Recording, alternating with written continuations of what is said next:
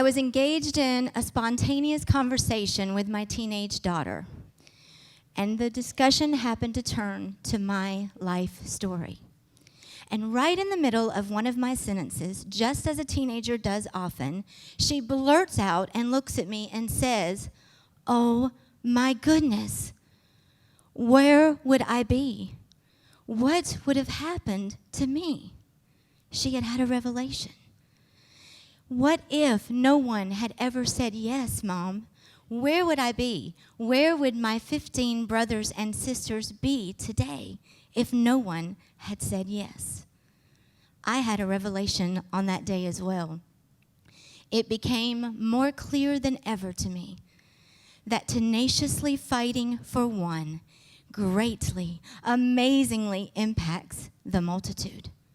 For you see, I am among the one, born into a family suffering from the effects of alcoholism and drug addiction, thus resulting in severe neglect and abuse.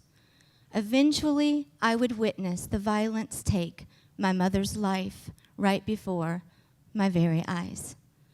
A day and a half later, the authorities would arrive, and they would find my mother's body, and they would find an abandoned little girl, fearful, battered, fearful to be touched, fearful to be embraced, yet desperate to be loved. On that day, I officially became a part of the foster care system. Fast forward in time with me. I was once again placed and relocated in a new home, this time with a Christian family, and I was assigned a new social worker. At that time, they both began to pour into my life. Years later, Mrs. B, my social worker, began to notice changes in my life that indicated healing. Hope was on the horizon for this little girl. But at this time, foster families were not permitted to adopt foster children placed in their care. She knew the law, but deep in her heart, as discussions surfaced for the placement to rehome me again for the purpose of permanency, she knew that another move could be detrimental to this little girl and her healing. She made a conscious decision that she was going to advocate on behalf of me. And advocate she did. It was a fight to the finish, upstream all the way.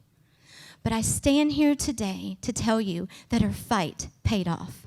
And because of her courageous determination, I not only would find my forever family right there where I was, but I also would learn and receive the love of Jesus Christ, and not only be adopted into that family, but into the family of God, and know the healing grace and power of God in my life.